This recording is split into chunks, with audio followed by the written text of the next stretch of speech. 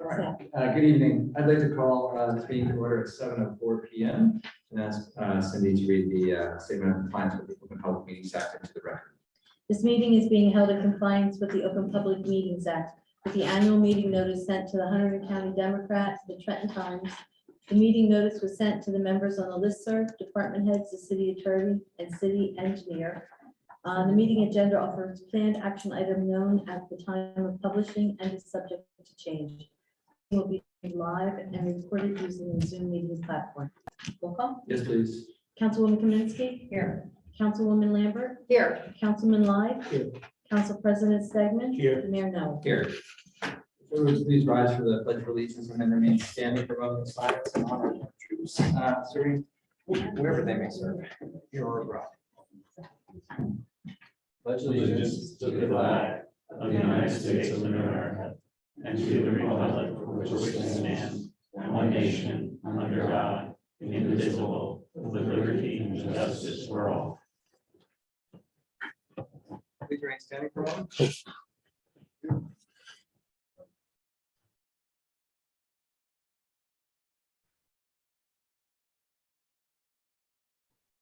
Thank you. Good evening, everyone. Good to see you here. Thanks for joining us. We're going to begin the meeting with public participation. So just a note, we changed this up a little bit again. So we now have two public comment periods at the beginning of the meeting, at the end of the meeting. These are unrestricted comment periods. And as long as they go well, we'll continue to do them. So if there are members of the public who would like to speak, please step up to the dais if you are able. If not, you may stay where you are.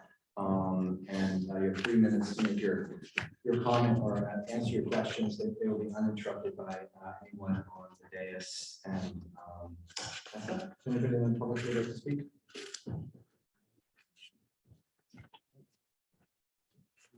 There's no mic. Here's a mic, put it on. Speak up. Speak up, Paul.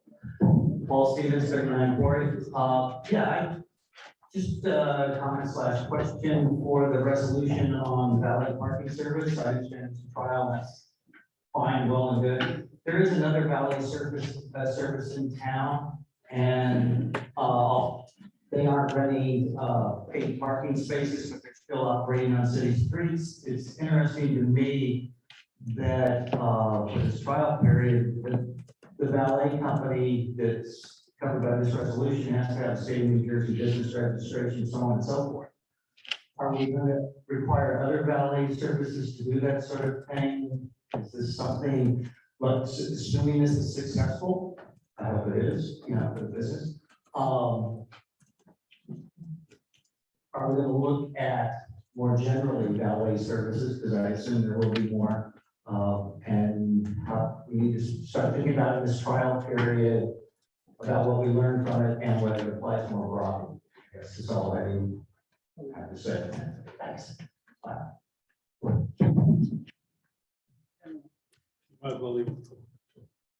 So this is just in general for everything on the agenda? Yeah, it's for anything you want to talk about. You'll just need to state your name and address, please. Got it. Thank you. Do you think Alicia Roman, 101 East Lake? Alicia Roman, 101 East Red Drive. It's about the 295 Main Street project, and I really hope the city will consider really trying to enforce affordable housing in that complex. It's been a shame that it's been vacant for 2 years and nothing's happened. We've lost a lot of the residents from that. That's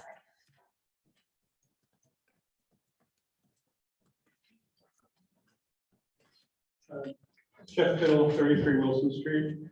I want to also make some comments and throw some questions out, because I know the discussion is in between the two public comment periods, so I thought I should raise some of the issues now.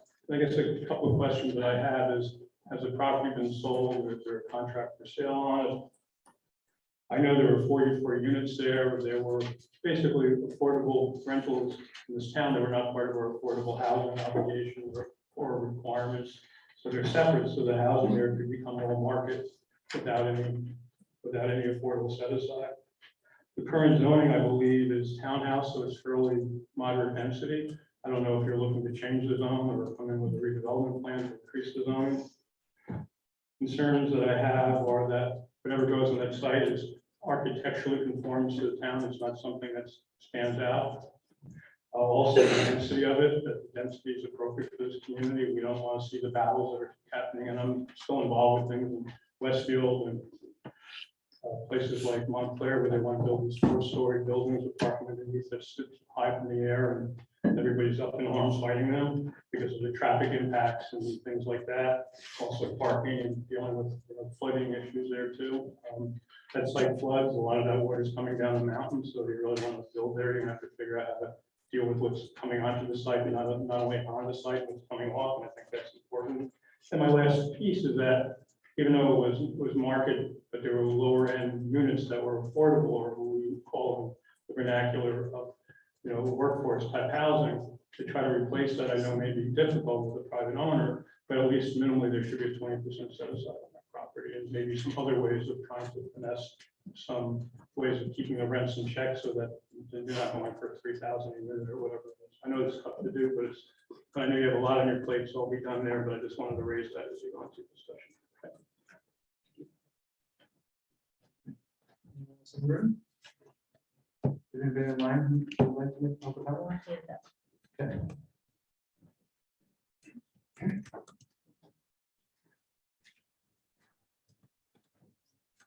Stephanie, you can go ahead and unmute. Hi, Stephanie Moss, 12 Delavan Street. Just a quick question about the resolution with regard to the valet parking. Has there been a plan as far as which way the folks are going to be going? Are they with the parking? So is it going to come down Lambert Lane and then into the Finkel's lot, or down Coriel Street and then into the Finkel's lot? And if so, how will that be impacted in the future with Jersey Girls? It's just a question. I'm sorry, I'm coming late to the table with regard to this resolution, but I think the impact on the traffic in Lambert Lane and Coriel is going to be an issue. Thank you. Anyone else? Okay, may I please have a motion to close the public comment period? So moved. Second. All in favor, please say aye. Aye. Okay. Just to make a couple of quick notes here. We will be talking about the valet parking, so I'm not going to answer those questions because I'm going to answer them in about 7 minutes. Just in regard to 295, basically the same thing. I think we're going to cover everything that Alicia talked about, and certainly everything that Jack talked about.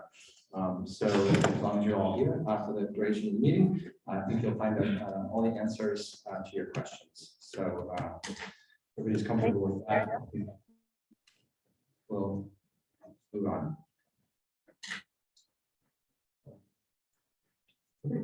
And now we have a presentation from the Lambertville Historical Society of a plaque for the Holcomb House. Jeff, do you want to come up? And I tell you, yeah, that would be great. Yeah, sure. So I'm Jeff Campbell, 31 York Street, and I am here, I'm president of the Lambertville Historical Society. I'm here on behalf of the Board of Trustees of the Lambertville Historical Society to present to Mayor Noah and the City Council members a historic district plaque, Lambertville Historic District plaque, dated 1756 for the Holcomb House. The best evidence we have is to the building of the Holcomb House was circa 1756 based on dendro dating of the wood, as well as the documentary record. And therefore, we would like to present this to the city for placement. Barn Court, I'd say may approach the bench, but I'm no judge. the bench will come to me. Thank you so much. Gentlemen,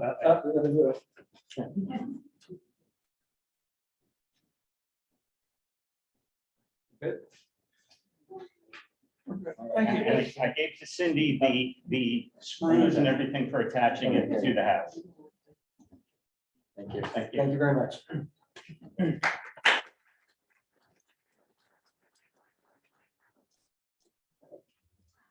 I ordered these in my house, but it's already It's on, so I- hefty. Yeah, I didn't know how heavy it was. And I would just like to take a moment to thank you and and the Historical Society for all of the work that you do for the city, on behalf of the city, on behalf of the residents, on behalf of this maintaining this wonderful historical continuity we have.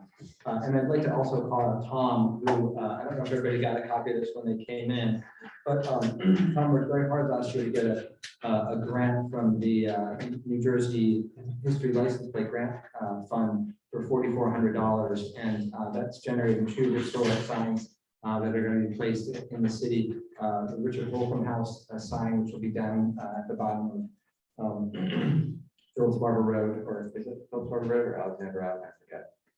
That's. Phillips Phillips Barber Road, yeah.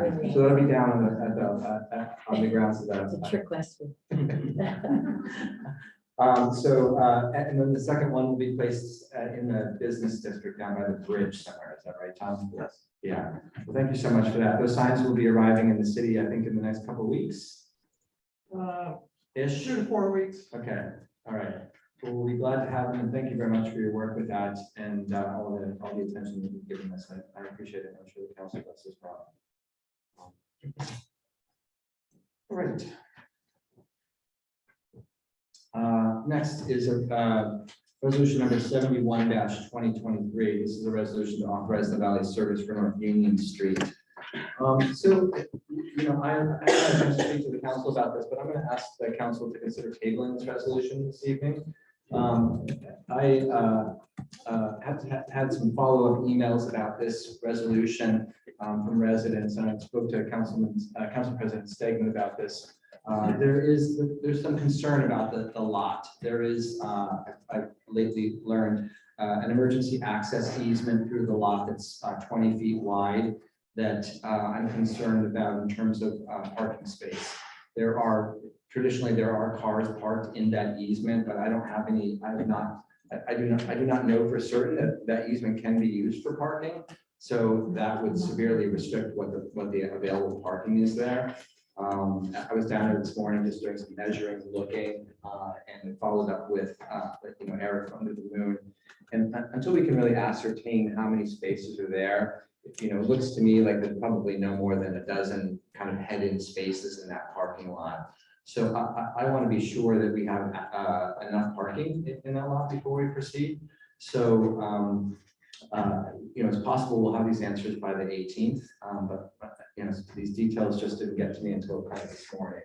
So, they may also look to revisit their former relationship with the station parking lot, which is obviously much larger. So basically kind of stay tuned on this. I would just note that we had planned the route. So the route was going to be North Union to Bridge to Lambert to Coriel. So, that's I think, I personally think that this particular program would be great to try.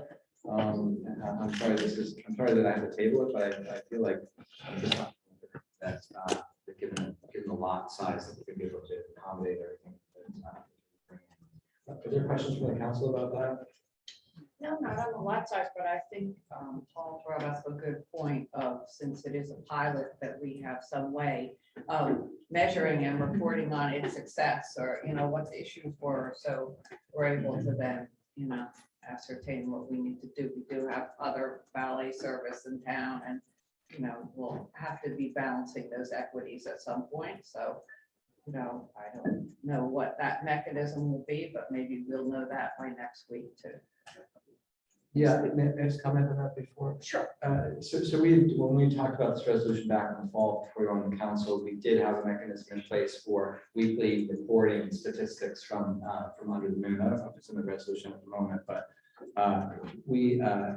I'm confident that if we do run a pilot, that we will stay on top of it.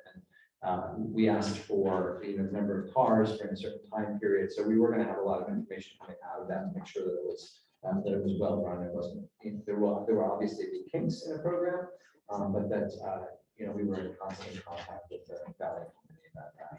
So, and I would just note lastly that we've talked about the other valet service in the city. We have had some comments from neighbors, and we have had the police department sort of making sure it's running smoothly. Councilwoman Lambert has commented on it. That valet is run from their private property.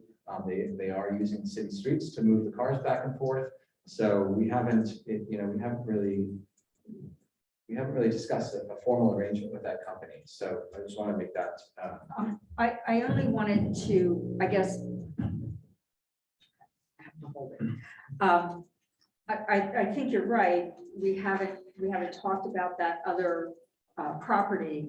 And there's actually I think we need to consider the various arrangements of valet parking. So you have the Lambertville station that has completely private, self-contained, nobody's bothered by their going in and out, except as normal coming and going. And then you have something like this where people are leasing or renting, paying space for meters, which has an impact on city revenue. But then the other piece is, and they park in a designated lot. But the other piece is, this third arrangement where they kind of have their own lot, but what if they have overflow? We're not real clear on how that overflow is managed and what their, how they plan to address that, when they have more cars than spots.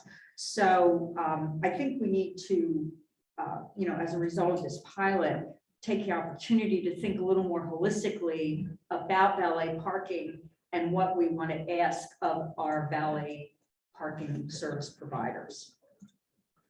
To that point, I think even if the other valet company, I think it's owned by the Hawk, even if they're not using city spots, they're still doing business in the city and they should be licensed, insured like any other company. So, I think that's a prerequisite and that's where we start. I think that's what we had discussed early on about making sure they were licensed, they had insurance, they were current with their taxes with the state, they're registered to do business in the state of New Jersey. Just go through a process as any business would operating in the state. And the point too, the insurance concern would be significant because, they could have a minimal $25,000 policy. I think we need to look at what level of insurance are we requiring. If it's a business and they're moving a lot of cars, they need to be adequately insured, as opposed to state minimum limits.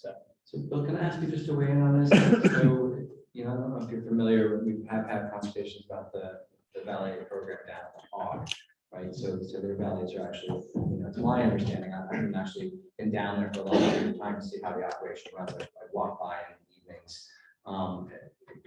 If they're operating their valets off the city sidewalk, and the cars are, getting the cars on the street and moving to a parking lot.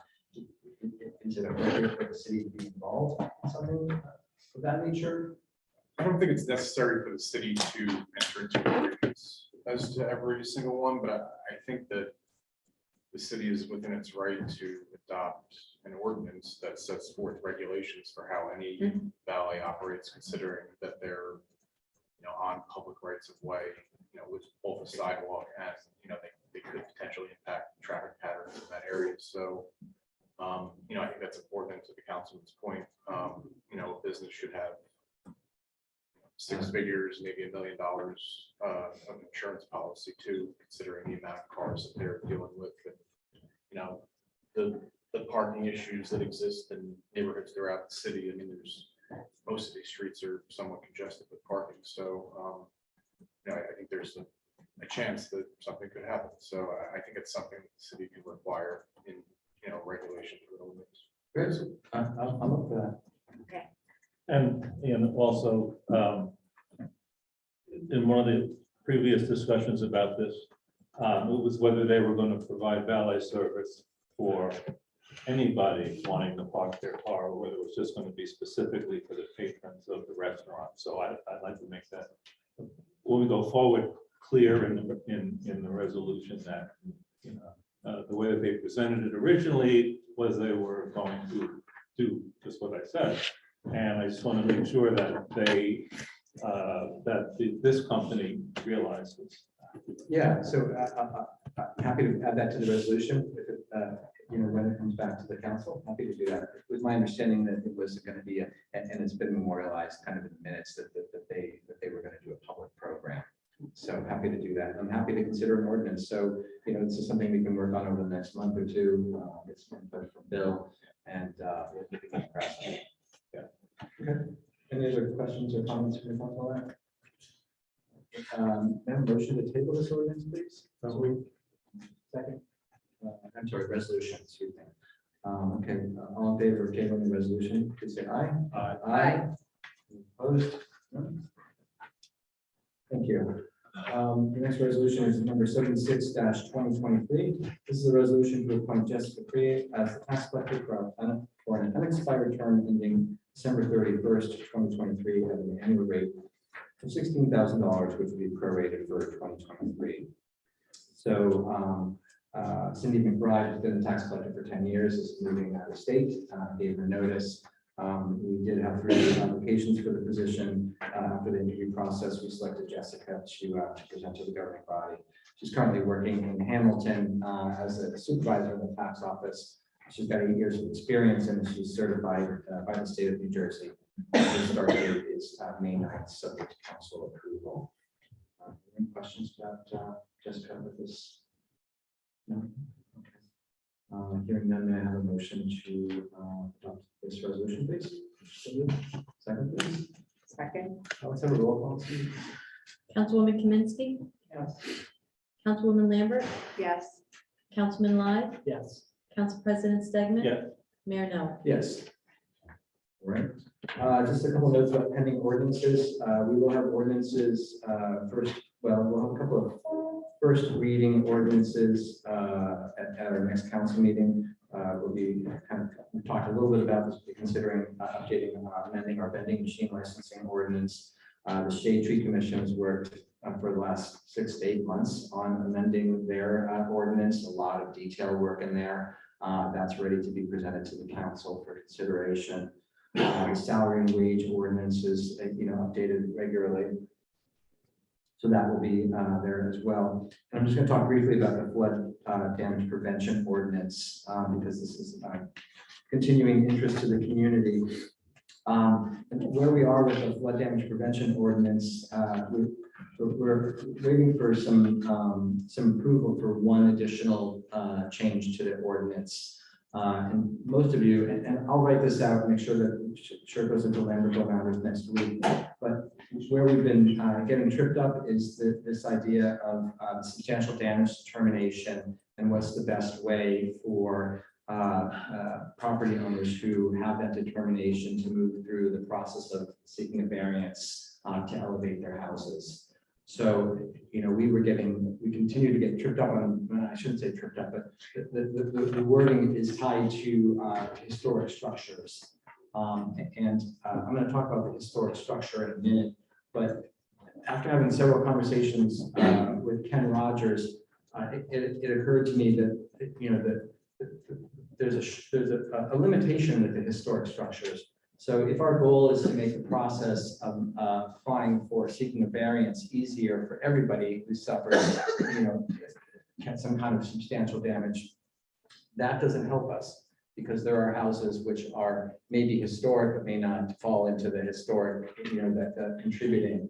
So what I looked at doing and what I sent to the DEP, I met with representatives from the DEP last week, was to do a workaround for that. So what I proposed to the DEP and what they're going to propose to the NFIP, the National Flood Insurance Program, is that for any property owner seeking a variance for a substantial damage determination, that can be brought to the city council rather than the zoning board. And what that does is it really streamlines the process. There's no escrow fees involved. And the council can basically, I think, have a policy of saying, this is important to us. This is a way for property owners to move forward through the variance process in the simplest way. So we are looking to see if that language is acceptable. And if it is, that's the only current workaround at the moment for variance for a substantial damage determination. So, and I would also note that in terms of the historic structures, I met with Lisa Easton this week, the chair of the Historic Preservation Commission, and We have met a number of the requirements for certified local government. We will continue to do that over the next couple of months. That process to complete will probably take somewhere between 4 and 6 months. Once that's complete, then we can begin to designate our own inventory of historic structures. So in the meantime, I'm working on this, this other mechanism to deal with the substantially damaged determination. And I'll send this language out to the council tomorrow and to the public. I just sort of sent the email the last day or so. I don't know if anybody's had any questions about that that I can answer right away, but it's in process.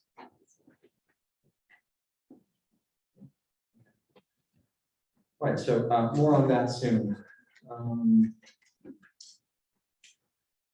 couple of announcements, Clausen property, and starting to have conversations with Bill Opal about moving forward and fulfilling our requirements for Green Acres. There's a number of things that we need to start working on, so working with Bill to do that. There's not much else there for me to share at the moment.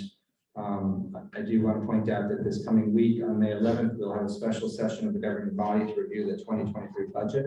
As I mentioned before, we did this last year, and I thought it was a nice way for us to just devote solely one meeting to the budget. So anybody who wanted to come in, that's the sole focus of the meeting. We want anybody who's interested to come in and ask questions and make sure that they understand all elements of the budget. We'd also note that we have posted the user-friendly budget and the budget message are now on the website.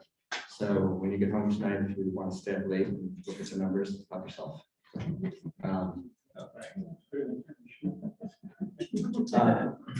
Lastly, the Church Street one-way traffic update. The only thing I have to say here is that I've asked the engineer to file the DOT permits for this project, and we'll continue to provide updates as they become available. All right, moving on. So we have two fairly substantive conversations to have tonight.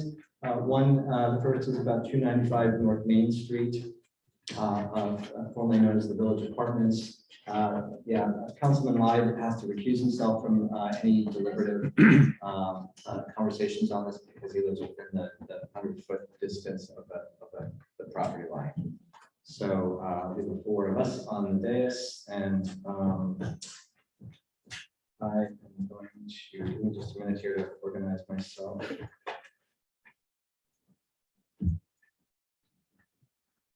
So, the purpose of this conversation tonight is, and I'm going to turn this over to Michael Sullivan, the planner, here in a minute or two. I don't know if you want to grab the mic. I'm just going to stand up. Okay. Till the conversation gets too long, I'll sit down. Okay. So as everybody probably knows, the Village Apartments were severely damaged in Hurricane Ida. They were inspected on the 2nd of September in 2000, the day after the flood, deemed unsafe structures.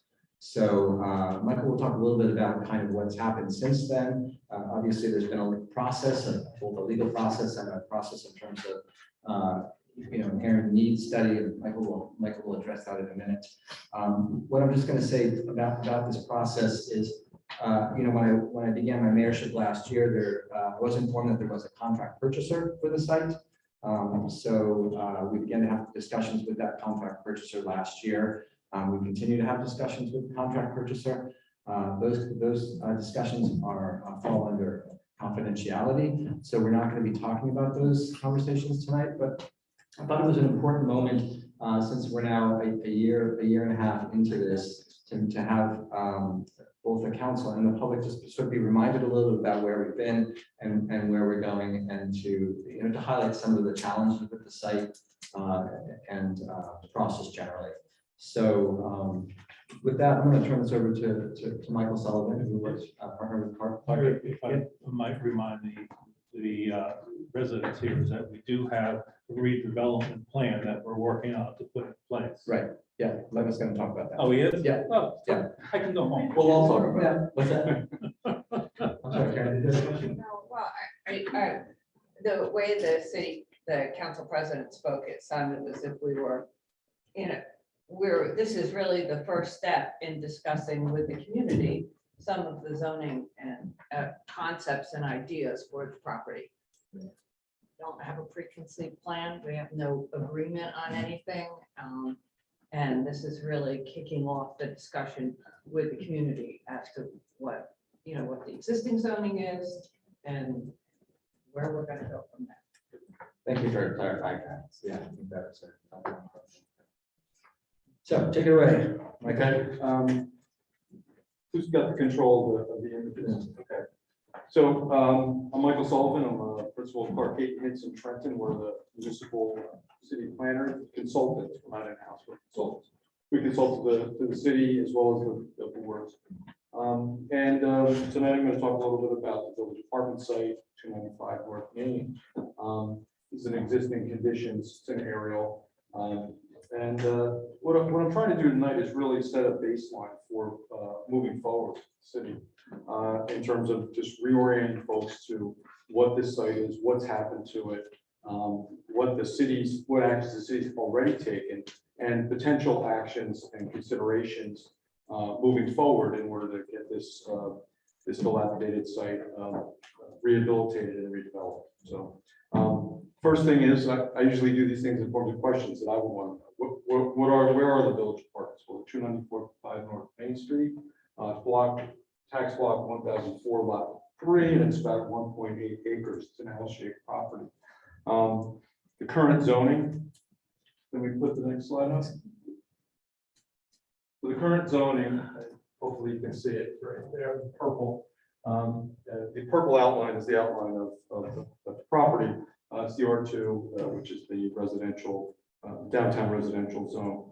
And the existing zoning permits single-family detached dwellings, semi-detached dwellings, townhouses. It also permits schools, municipal uses, clubs, and emergency services. And conditional uses include apartments, but age-restricted apartments that would be deed-restricted for folks who would meet the eligibility requirements. And the density that's permitted, if you were to develop age-restricted apartments, would be 50 dwelling units per acre. So roughly just under 100 units would be permitted there as an age-restricted development. As I believe Mr. Tittle said, the village apartments there were 44 apartment flats. And I believe it was 3 buildings, it might have been 2. And they were declared uninhabitable after Hurricane Ida flooded it. There was substantial damage. And based on the conditions that were exhibited after the flooding, in 2022, the city undertook or directed the planning board to undertake a preliminary investigation of an area needed redevelopment study, or AINR as planners abbreviate. And that's an exercise that can be done pursuant to the local redevelopment housing law. It's the redevelopment law, as folks normally call it.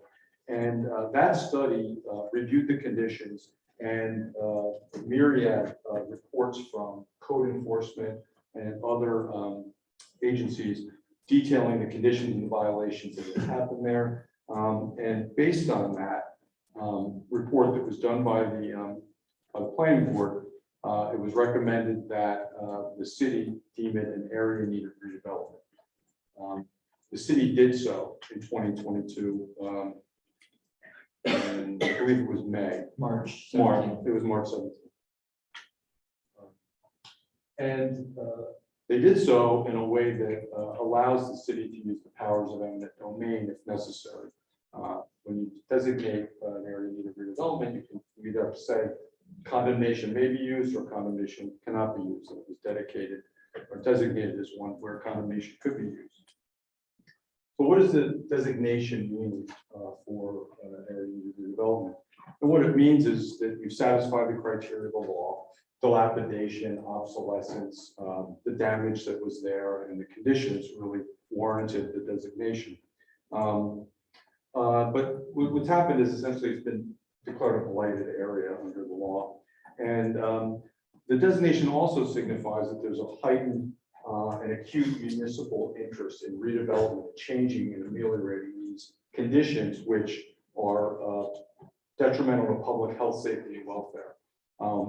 particularly when they remain unoccupied and dilapidated over time, they continue to become problematic or grow in their problematic nature. So how does the designation help?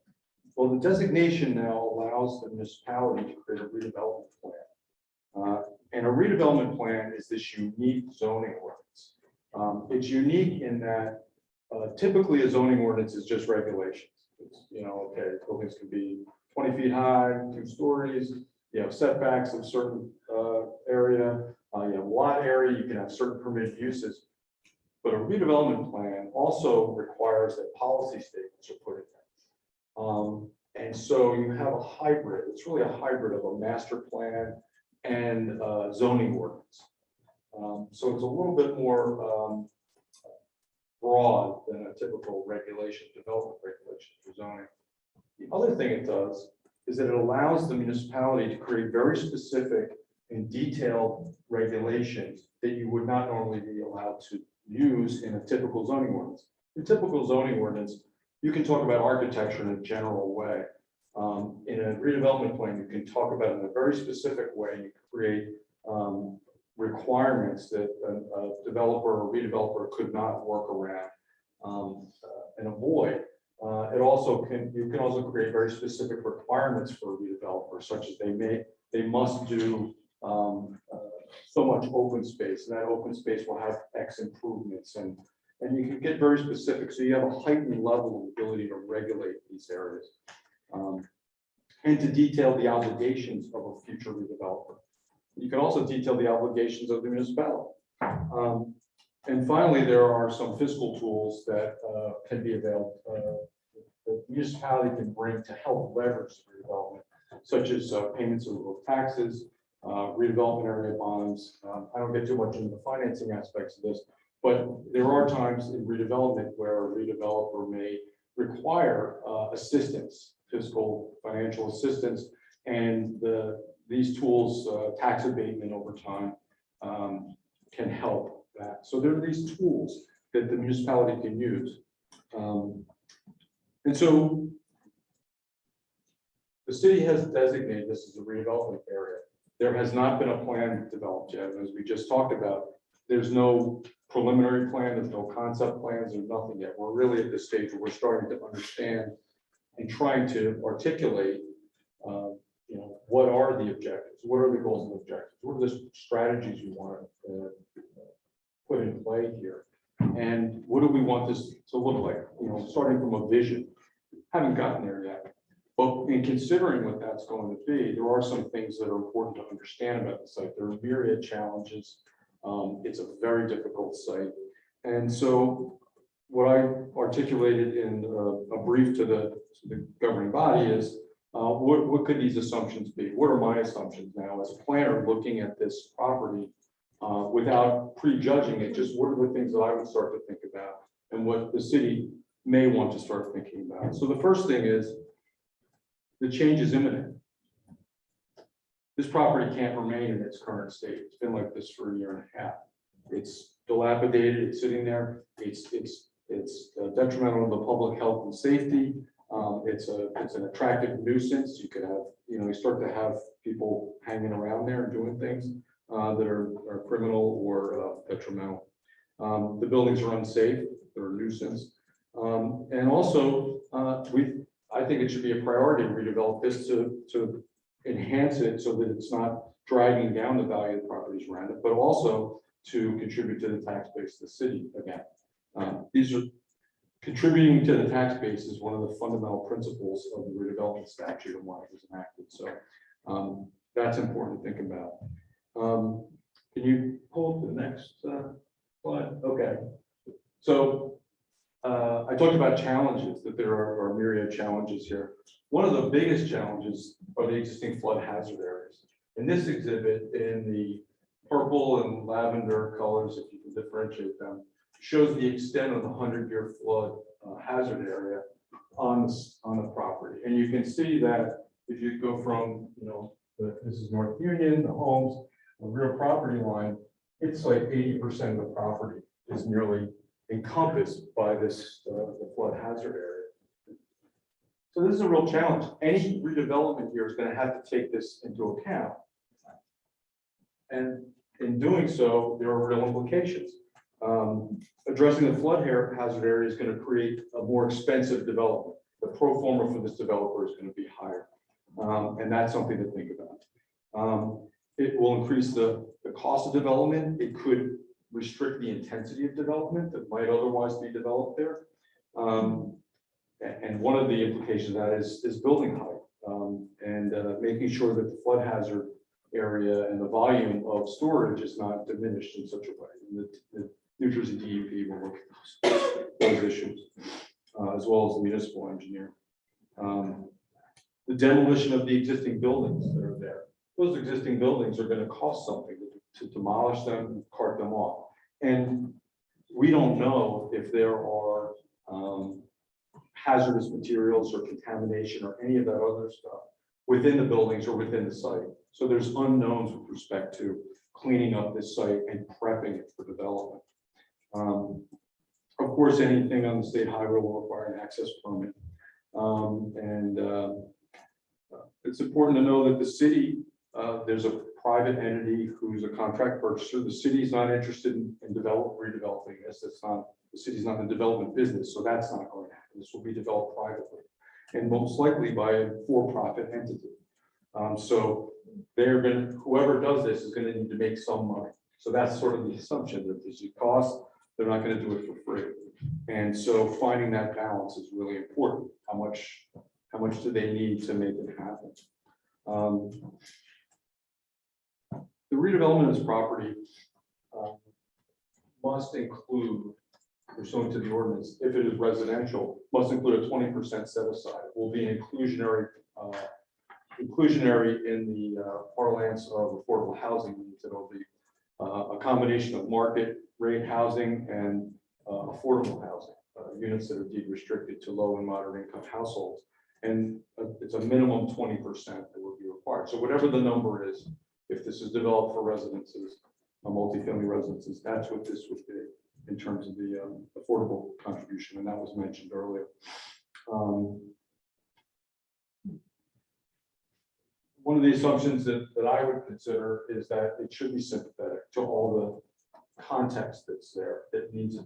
It backs up to residences, but it's in this strange world where it's in this large block space with no streets. So there's homes on North Main, there's homes on North Union, but it's sandwiched between non-residential uses. So that will start to indicate and signal to the city, I believe, and how this gets developed, how to react to these different contexts.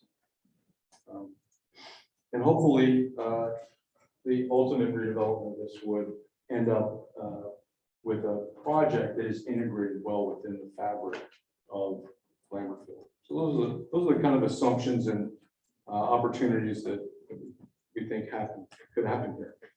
Can I just add one other thing? Sure. I didn't call the engineer in on this meeting, but obviously stormwater is going to be a huge component in stormwater management on the site, which we haven't really talked about. The regulations are increasingly more restrictive.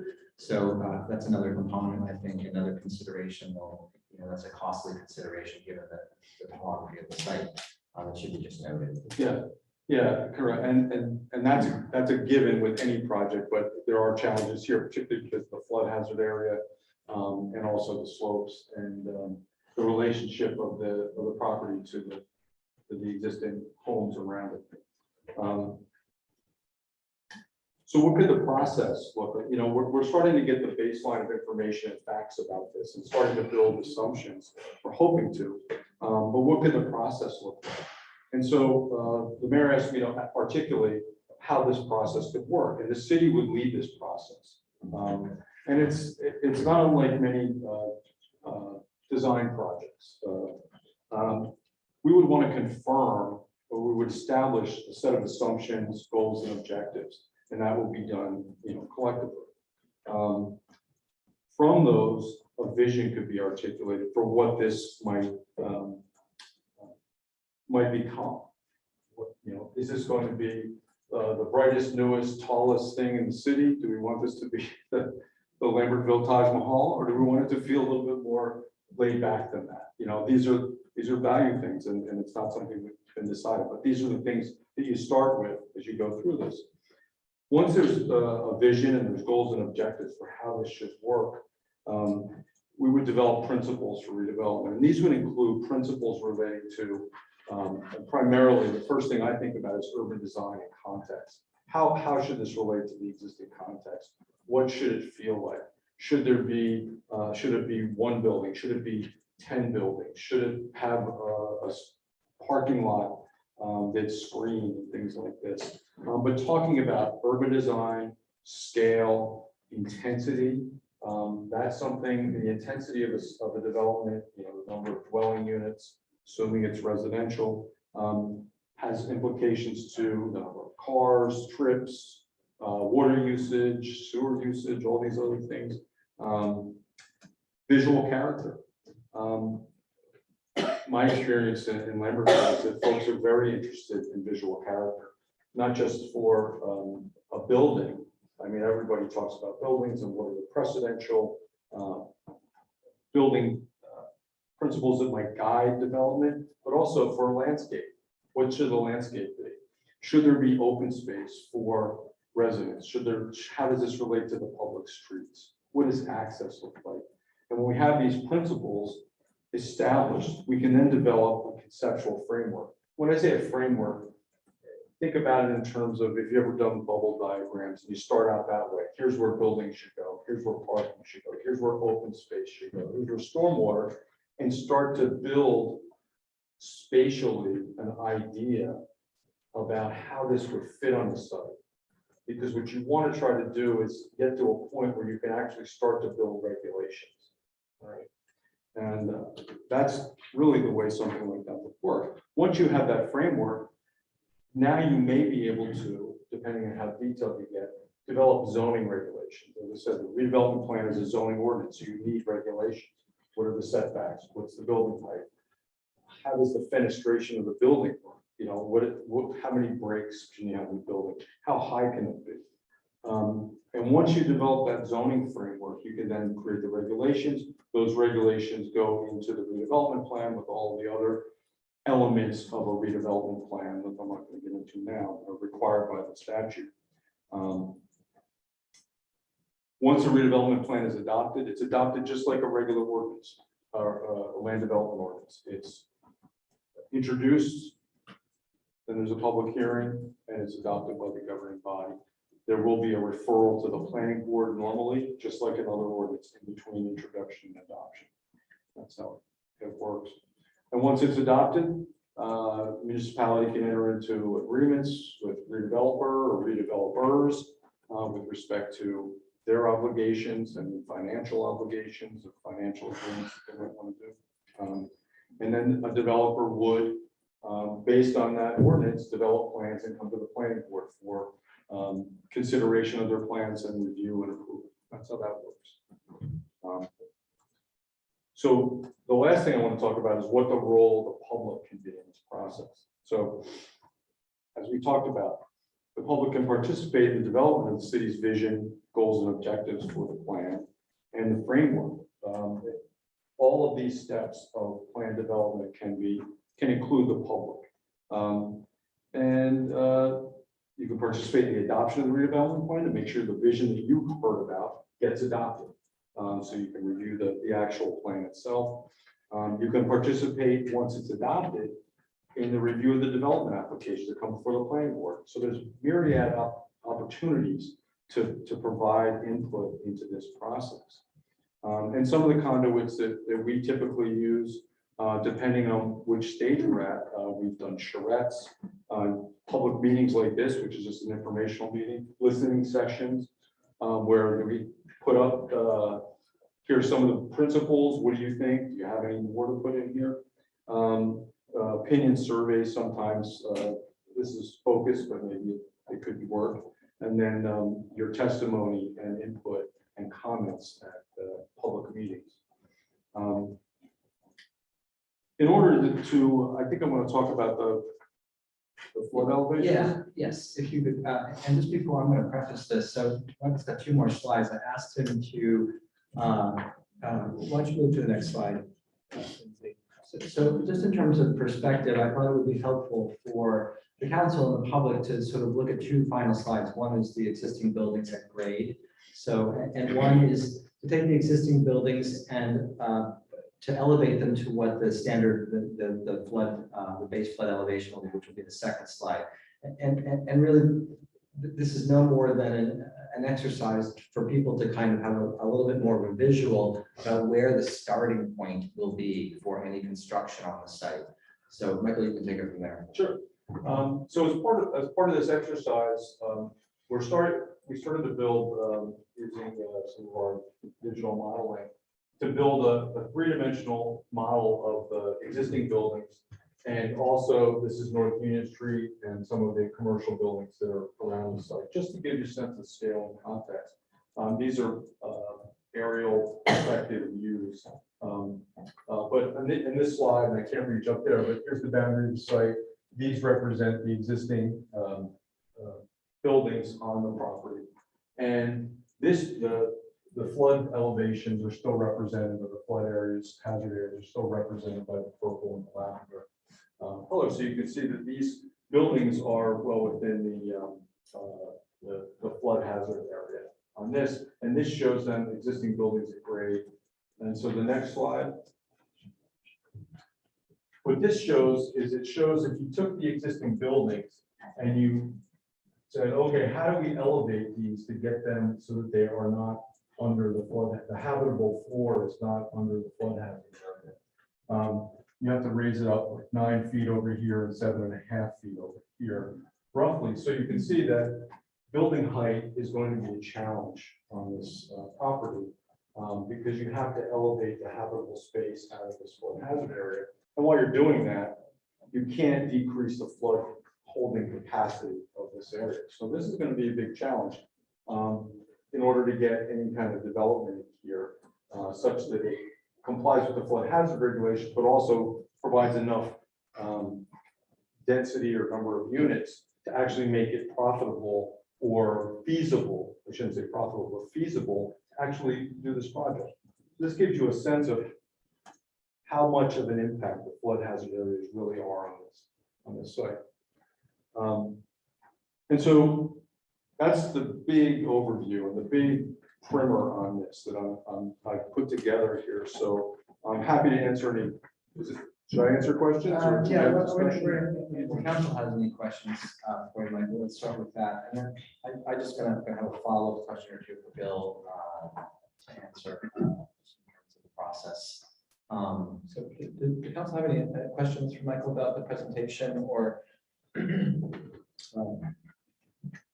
Well, basically what it shows is, and thank you for putting this together.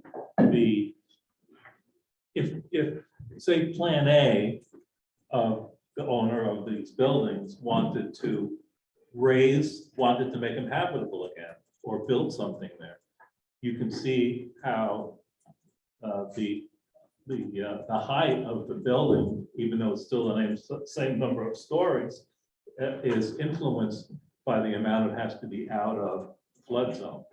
So it's giving us giving me an idea, kind of like, what is it going to look like from Union Street? Well, I think one of the concerns that I have is, and I think it's shared by the council, is what's the effect on the neighborhood, given those are 2 stories?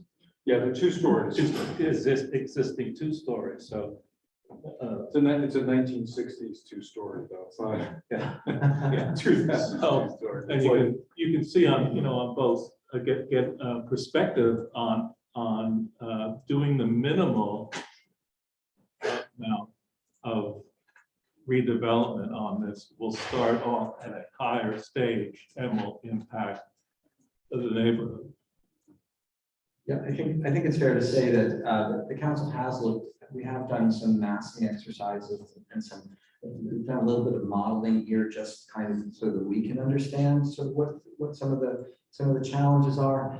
And it feels significant that this 10-foot raise at the back, right? It has a visual impact for the people who live in the houses on Union Street or coming down North Union Street. So, it's going to take some getting used to. I think it has for me, and I would imagine it has for others who, as we begin to discuss this,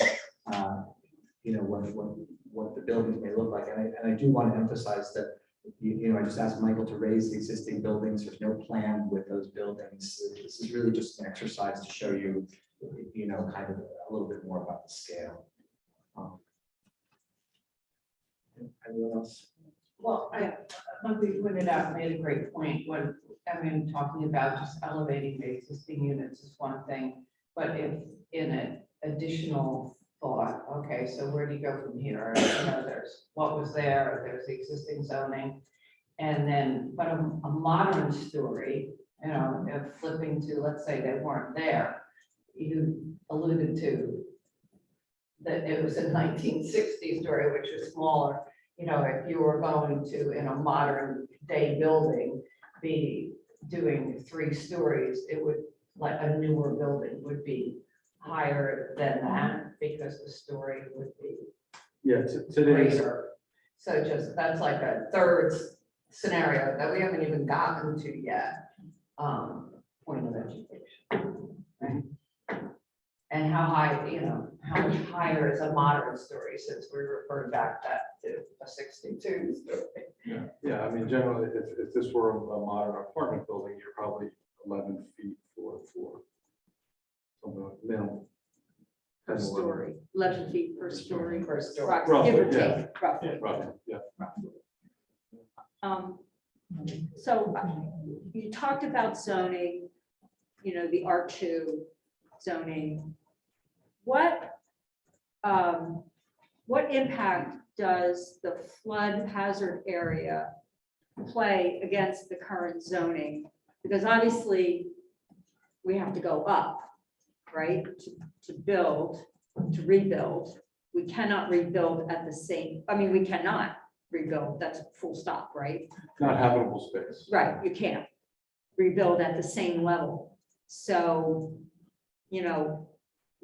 the reality is it's going to be taller, Yes. right? How much is where it starts to get interesting. Mhm. But I'm just wondering, like, what effect does if any, does the flood hazard area have with relation to the zoning? Do they work at odds from one another? Does it make any difference at all that, that there's this flood hazard area with the zoning, or do you just like this? Well, there are aspects of the zoning Right, that it will impact. So Okay. building height. Building height is probably the that's what most key thing that it will affect, because now you're moving buildings out of the flood hazard area, out of that volume. And so you may have a stairwell, you may have a garage, with, floodgates or something in the ground, but it's not habitable, right. right? So you can fit something like that, but then your habitable space is going to be up above that. And so building height, years ago, I was in a place doing planning work, and all their buildings were like this. They were squash. They had 412 roofs and they had this. And it was because they held their building heights like this, but the flood hazard area was like this, and they wouldn't let them come up. And so that's, it can also impact design, right? If you don't have enough room to actually have a gabled roof or whatever other architectural aspects you want, it could impact that.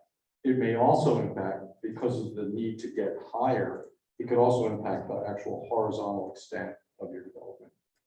So it doesn't necessarily impact the zoning directly, but it may impact the ability, how much land you may be able to use on a horizontal basis. Just because you're dealing with trying to make sure you minimize the volumes in the flood hazard. But it doesn't on its face change in densities or change in setbacks or anything like that. It's really just how you manage development in the face of the flood hazard.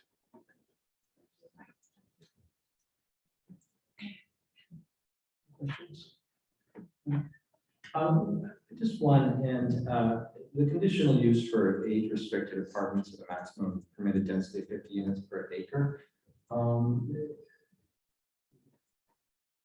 Can you talk a little bit more about what 50 units looks like per acre? Are these are units of a particular size or? There's no, yes, the existing ordinance does require certain unit sizes. Okay. It's not, it's hard to say, I mean, because of those unit sizes. Modern, those unit sizes are probably far larger than a modern unit. So it may not, if you didn't follow those, but it's a conditional use, so you have to follow those unit sizes. So I think that when you look at 44 on the site, look like this in 2 stories. If you were to, so that's probably about half of what you could get on there based on the density, just roughly. If you went up another story, you're probably getting closer to it with that. So that's probably what it would look like to have the 50 units per acre. It would probably look like this with another story on both of them. That's just, you know, eyeball.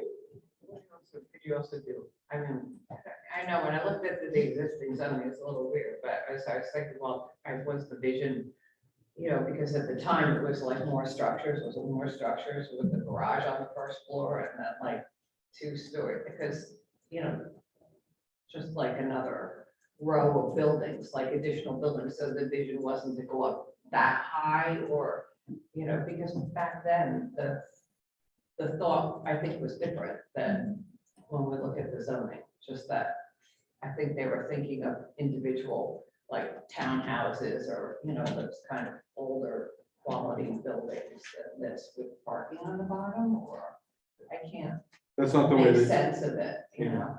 yeah, the ordinance doesn't really fit into the parking. Okay, I just want to make one other point. You know, we talked about the existing, you know, sort of the status of the buildings. This week, we did have a couple of arrests down at the site for people who were in buildings removing copper wiring. So, you know, it's been a year and a half, and I think that this is important for us to move this forward. And so I just wanted to make that point as well. Buildings they do pose potential hazards. At this point, so just wanted to make that note. And then I don't have anything else for you. My final question to Bill. Does anybody else on the council have any questions?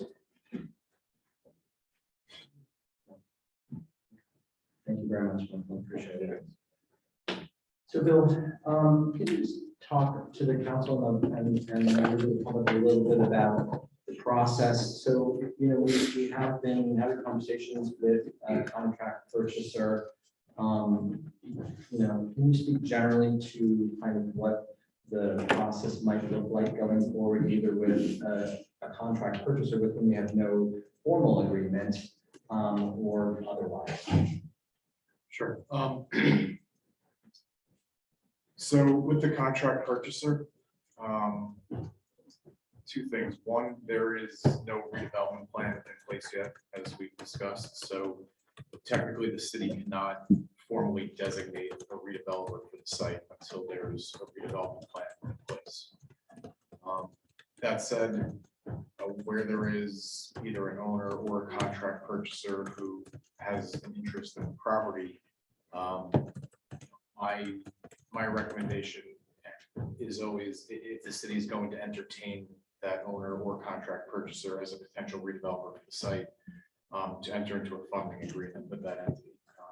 As the city goes forward with these processes, you know, public input, the work of the city planner, the city attorney, the city engineer, in crafting the redevelopment plan and negotiating with the owner or contract purchaser of the property, the fees get expensive. So I always think it's important to, you know, get the funding agreement in place, have that potential redeveloper establish an escrow so that the city can draw down on it, and the city's not coming out of pocket for any of these fees. Have it come from the developer who's interested in that site, and that funding agreement, we can draft it in a way where there's really no obligation on the part of the city other than to collect the money, work with the redeveloper, and see if they can come up with a project.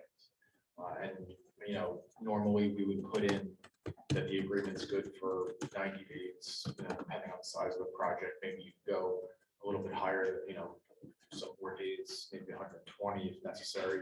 But it would give both parties kind of the opportunity to have some time to negotiate, see if they can come to an agreement, and if not, everyone goes their separate ways.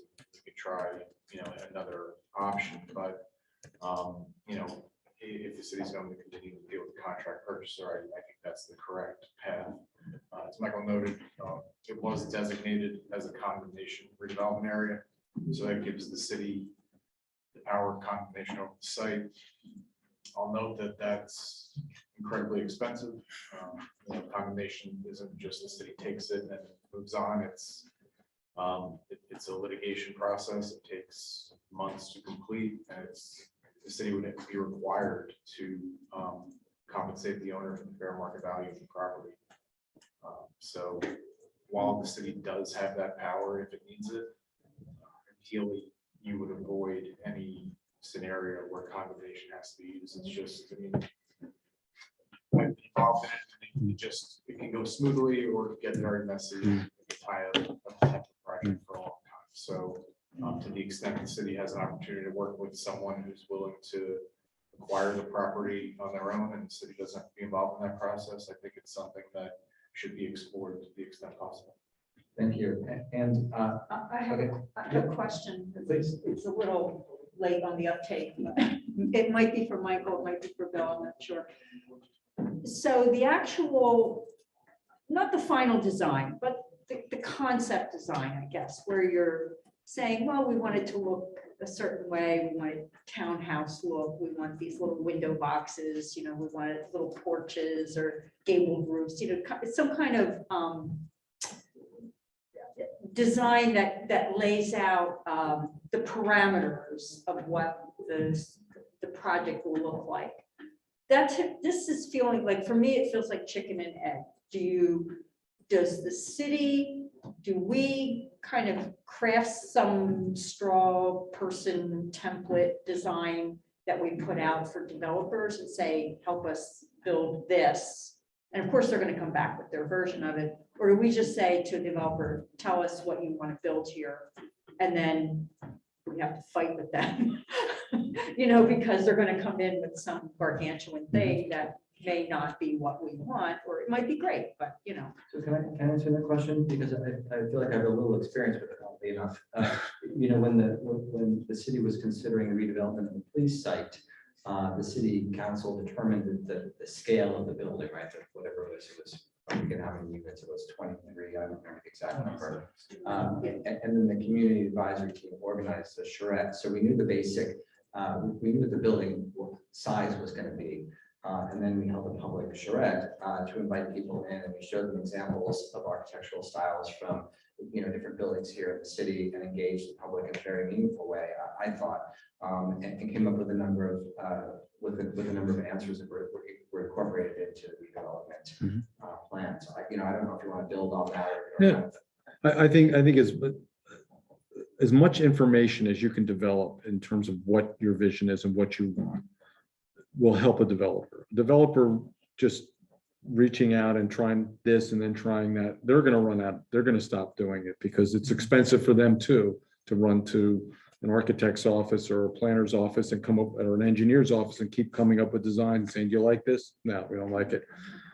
It's far better in my mind for the city to take, I would be recommending that there be a leadership role in determining vision and determining these larger parameters, to the point where if there is a developer involved or an entity involved, like a contract purchaser, and you show, and they say, we know what you want from this. If you get to a point and they say, yeah, we understand what you want, we're going to come back with something. Maybe they come back with what you want. Maybe it's not quite there and you tweak it a little bit, but there's different levels of doing this. But what the benefit to that is, if you can get it to a point where they understand from intensity, from height, from all these other things, they come back and you say, yes, that's it. Then you regulate from that. You know, our motto is we design and then we regulate. We don't design regulations, say, what's this going to get us? We want to design it, and when we extrapolate extract the regulations from that, setbacks, heights, fenestration, all that kind of stuff. So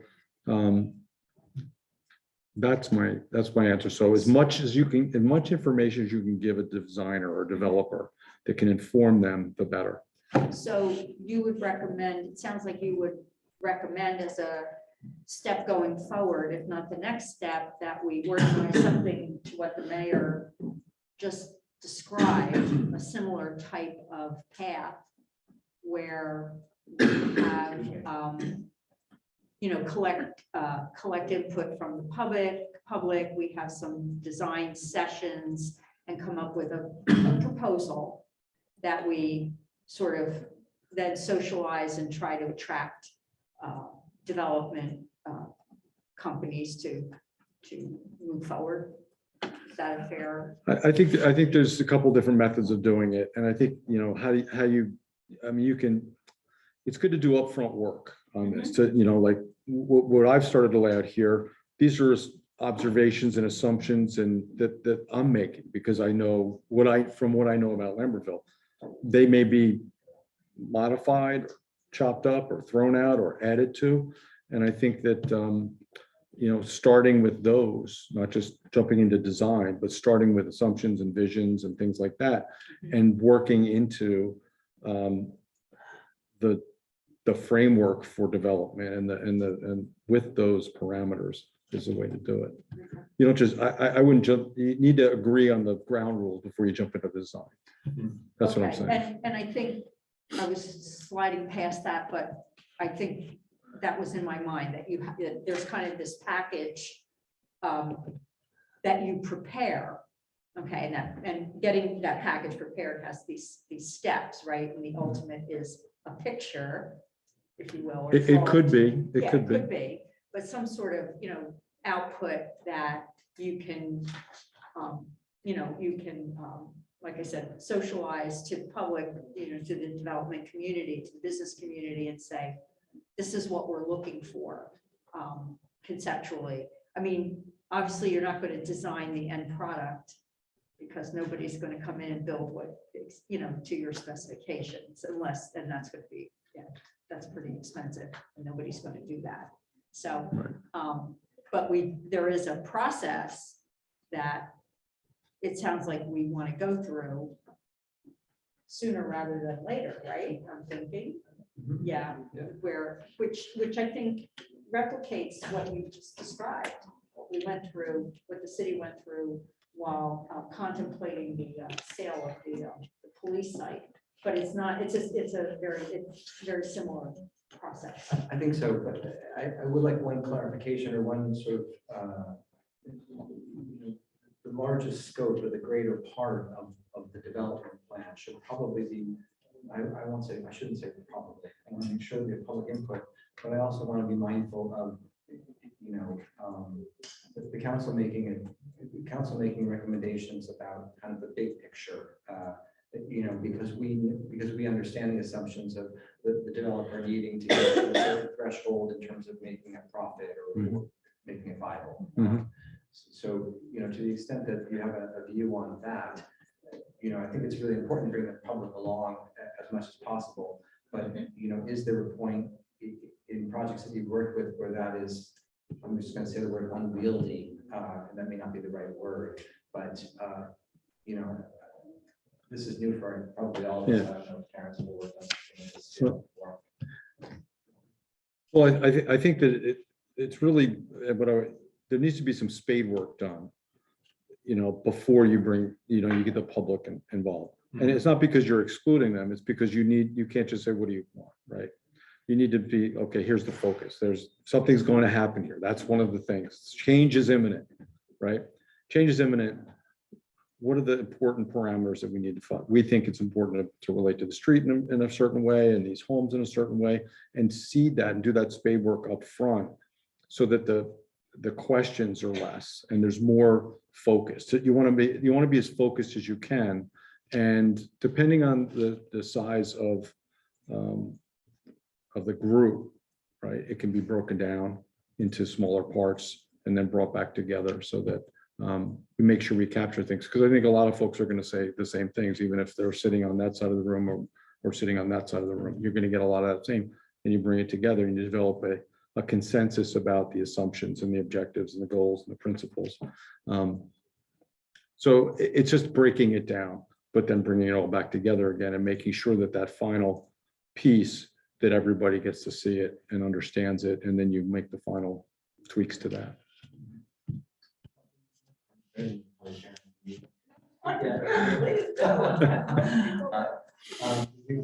Questions or anything to? No, I think it's kind of, I mean, I have certain thoughts about, you know, it's very difficult talking about, you know, conveying, you know, thoughts and putting this together, but, and I always think of it as, you know, kind of showing people what you can do under the existing zoning. What would it look like to do the 100 units, and maybe some different gradations to know what it would actually look like, you know, with the building there, and show people a building, you know, whether or not it be 50 units or 100 units or 150 units, just to say, this is what's possible here, given these parameters of not only the flood hazard area, but then considering stormwater management, you know, the height, the map. This is really kind of what you can do. And it's, I think it's really helpful. You know, you can kind of talk about certain values that we all have, you know, like we're in an old town with old homes, you know, we all bought these homes and we fix them up for hobbies, and people think we're kind of nuts, you know. But, you know, but we now do have these gaping holes, and and are filling them in, you know, and we've had the experience in some sites around town lately. We've had much more development probably than we've had in the past decade, right? And there certainly fits and starts with it, and people have, you know, opinions about it. There's certainly newer building designs as we've seen, you know, things that are really trendy and marketable. But I think we need to like kind of see it, because we can talk about concepts, you know, I say, oh, I like brick, or, you know, I like this, but what's really possible, you know, because sometimes we all have ideas, but you know what's possible. So I think talking to people in terms of a charrette idea would be showing us existing zoning, next gradations and things within it, to then understand how those ideas would impact community. Like, we want to maximize affordable housing, certainly, but at what cost? You know, what are we doing? You know, and see, and yeah, I'm really interested in people's input on that, because, you know, that I just think sometimes in our minds we can think one thing, but I think you can show us a lot of what's practical and actual, and then that kind of adjusts, you know, not that we're all going to vote on or put you on the spot, but, you know, things are different today, and it's a lot different for us. So, you know, and then also I always get is how it relates to the next site, because we always talk about the CVS, and, you know, we don't want to have like a big pyramid in the northern part of town and nothing else. How are we going to make that work with everything else? Small job. Pull on your shoulders.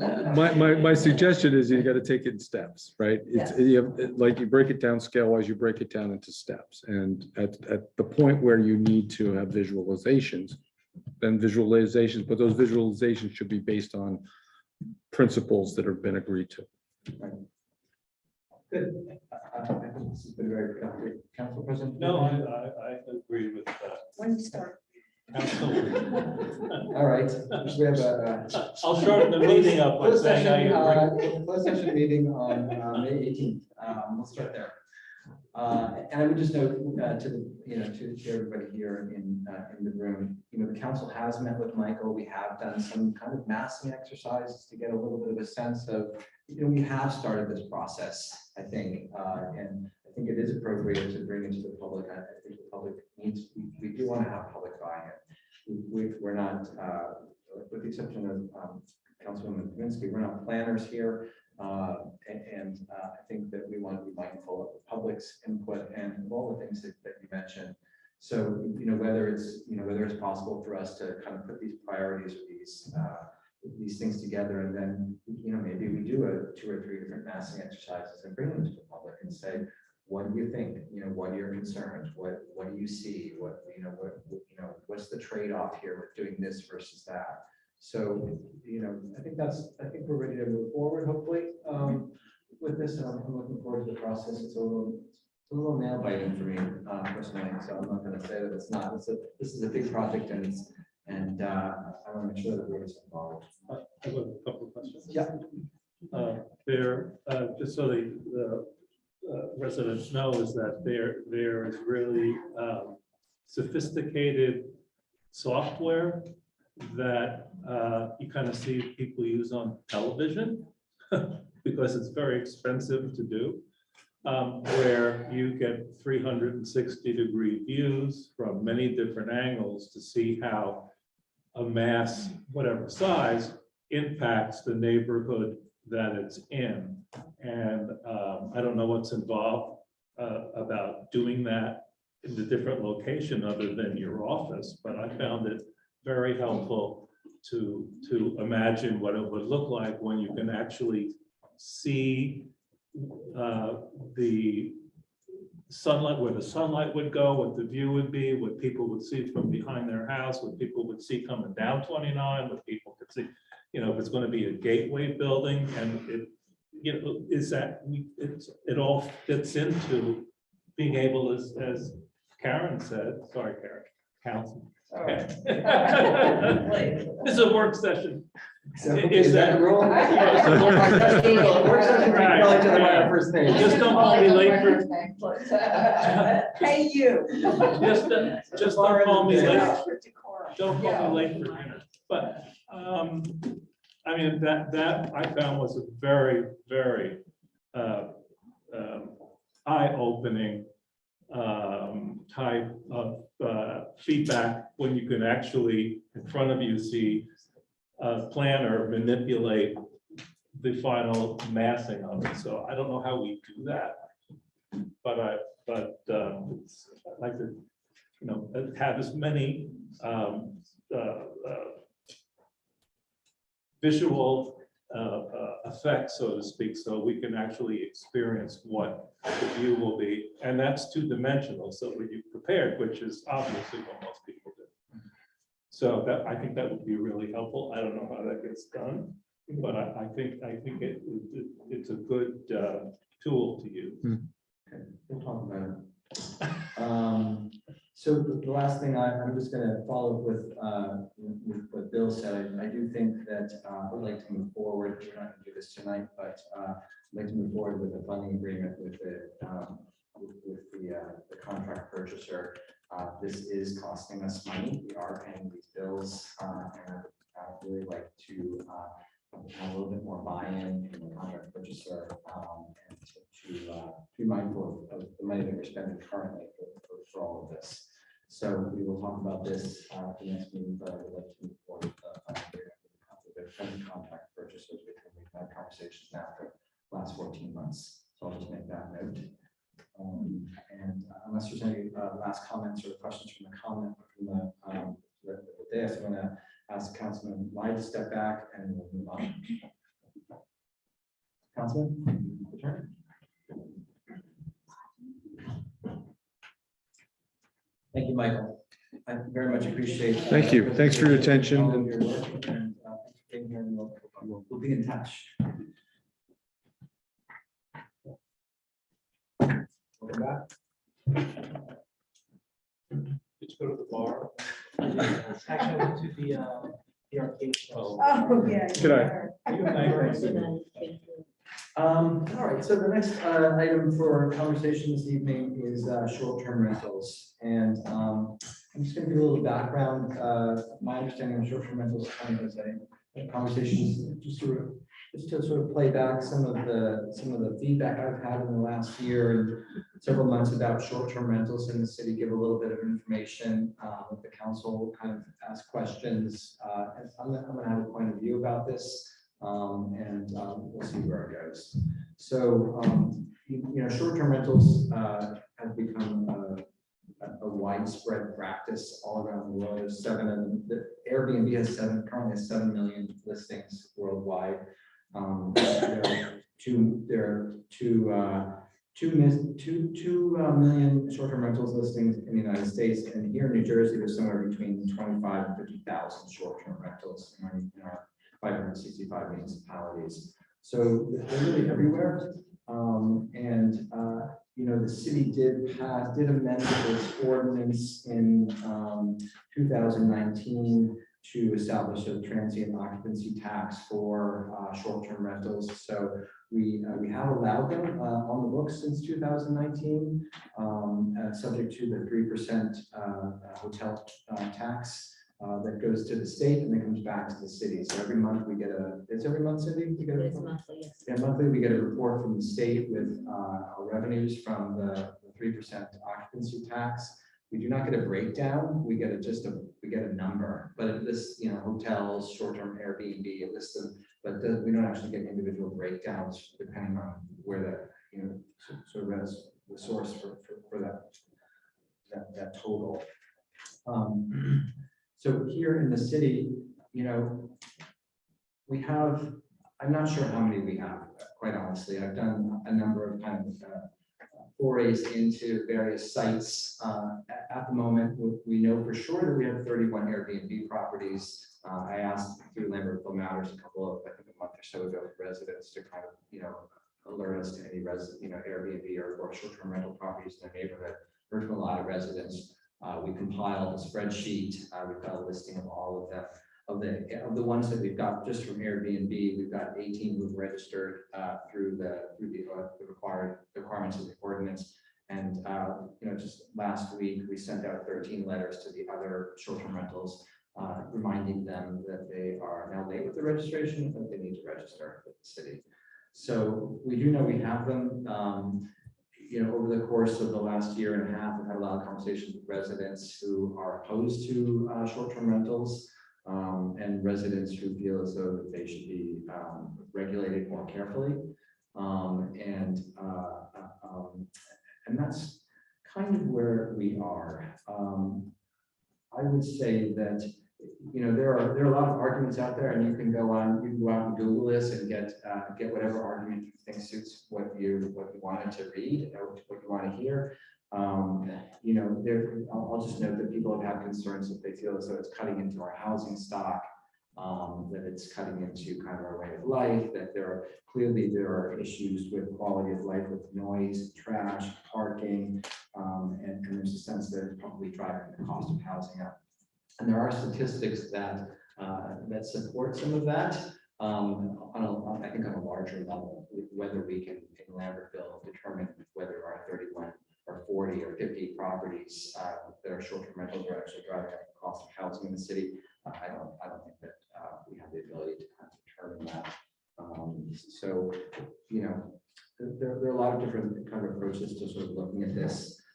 There are municipalities in New Jersey that have banned them altogether, and there are a lot of municipalities in New Jersey that allow them and regulate them pretty heavily.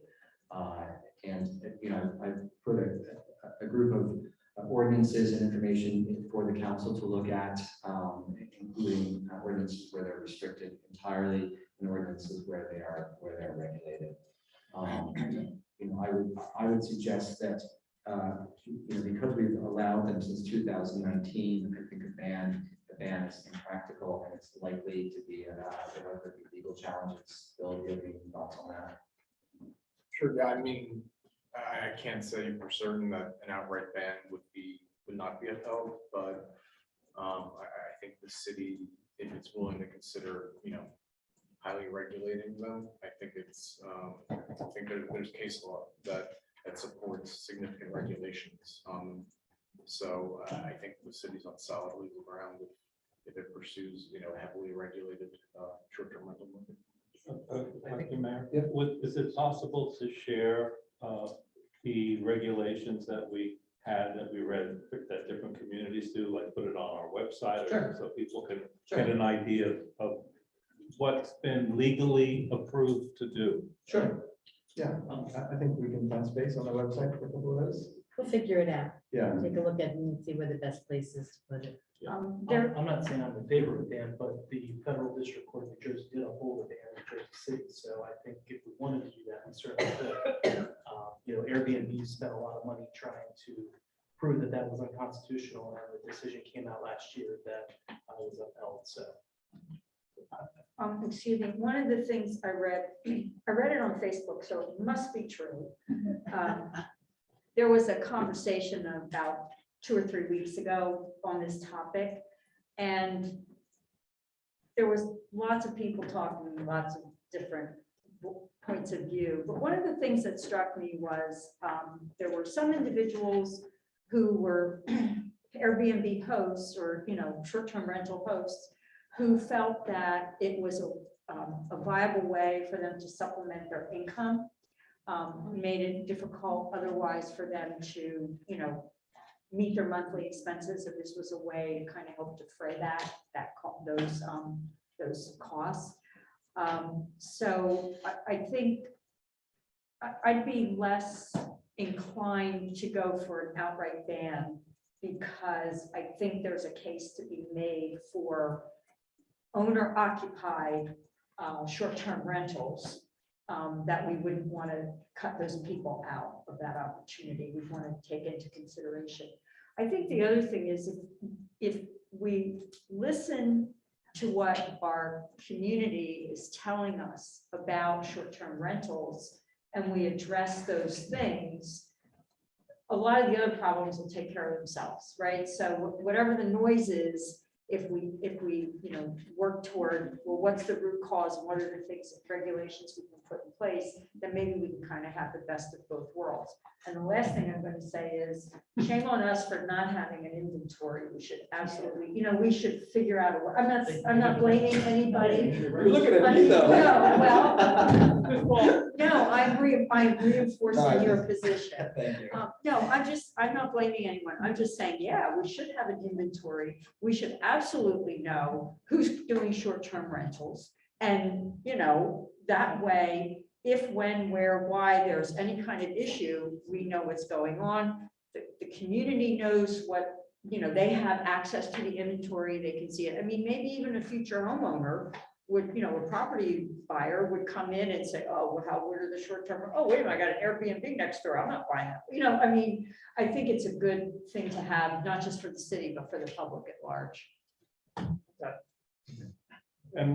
And something like that could be implemented in an ordinance or a change of an ordinance that would require another level of permit safety. Yeah. And we get a better handle on it, about how many there are, what the impact is.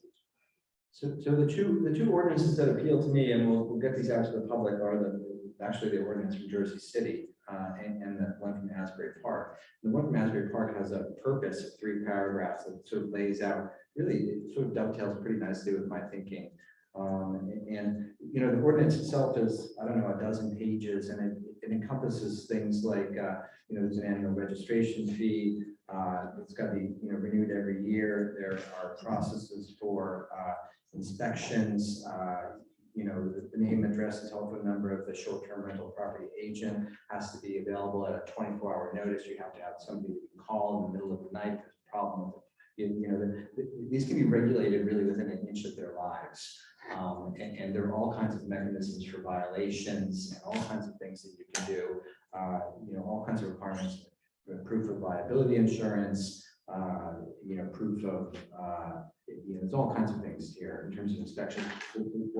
What I think moving forward, if we're considering a broader, more restrictive ordinance to regulate these, you know, my first priority is the safety of our visitors and of our population. So I know instances, and I've dealt with problems at Airbnbs this, you know, over the last year, where, you know, I've seen a listing for a small house that says you can have 6 occupants, and yet when you look at the former, you know, real estate listing for the house online, it's really like a 1-bedroom or a 2-bedroom, and you've got mattresses on the 3rd floor in an unapproved bedroom without smoke detectors, right? This is not what we want our visitors to this is not how we say welcome to town, right? We want to make sure that people are safe. We want to make sure that our residents have parking. There's all kinds of parking restrictions that we can work into this. So it's a way for us to, I think, both acknowledge the value of people coming to Lambertville and wanting to be welcoming, but also making sure that the property owners are committed to the safety and the well-being of not just the visitors, but the neighbors, right? So I think these ordinances it's surprising how strict they are, and I really like the language of them. So I hope that as we consider to, kind of move this conversation along, that, if the council's in agreement about an ordinance, we'll need to have a sense of where everybody is in terms of whether a ban is important or whether, there are restrictions that you can make. You can restrict these rentals to be no more than 90 days per year. So I mean, there's a number of different ways you can approach this. And I would just say that, this is just the beginning of the conversation. I think this is going to be a longer, I think it could take us months to kind of work through some of these things. But I think it's a good thing to take up. Other questions or comments from? I would just comment about what Councilwoman Lambert said. I agree with the owner occupied, Airbnbs. A lot of people have said that due to the rising taxes, this is the way to still stay in Lambertville. And I would hate to ban Airbnbs, which would force more people to leave. So I think that's a big consideration. I think it's logical to consider the amount of days, that we're going to do it. And I absolutely think that we need to have some sort of information, a phone number of the owner. So if there is a problem, the city can make sure that we can respond accordingly. I have one question about homeowner occupied B&B. A lot of parts of the country, when you travel, you can rent a house, private house with all the bells and whistles for a week, 10 days, 15 days. Now, when you say owner occupied, are you talking about are we talking about there's a bedroom that we're renting, or are these folks who own the house renting the entire building? I think it's an important discussion to have. So when we draft the ordinance, we're very clear about what our intentions are. If the person happens to be going down the shore for a week and they're going to rent their house, or they're going someplace for a month and they want to rent their house, but it's their house and they live there. I mean, to me, that seems like it's owner occupied, but it's a good distinction that we're going to have to make with the ordinance. As opposed to an owner that goes away 2 weeks out of every month. That's, I think. I think my concern is I don't want someone to buy 10 houses and turn them all into Airbnbs. And that's going to really affect, when you look at the rental market in Lambertville, it's been affected significantly, I think, due to Airbnbs. The rental market is crazy in town. There's a listing that goes up and it's gone the next day. Right. And so I'm concerned about, that part of it, but I also understand, people, they bought properties and, they're relying on this income. And so we've got to measure all of that. And I think the other piece of this is there's this perception, and it's the original Airbnb business model, that it's all private individuals that are, just looking to make some, I don't want to say a fast buck, but, an honest dollar, right? And, nationally, what's happened is large corporations are buying these properties and and turning them into wholesale mini, little hotels all over the place. And in my preference would be to discourage that type of ownership and encourage the, the one-off type of, even if it's one person, they may not have to live in it all the time. But, kind of get it more down to an individual as opposed to a large entity that's really just looking for profit margins in the short term. Well, yeah.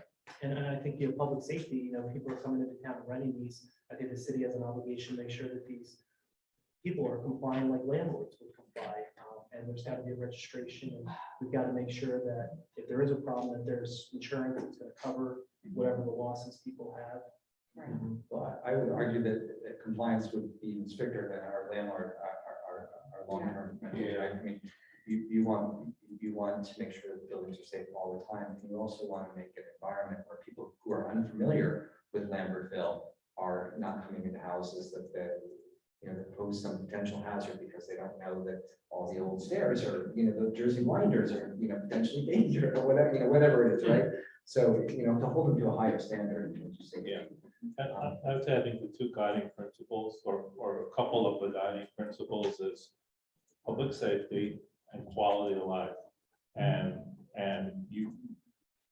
if you're in a neighborhood that has many units that are renting on a regular basis, then,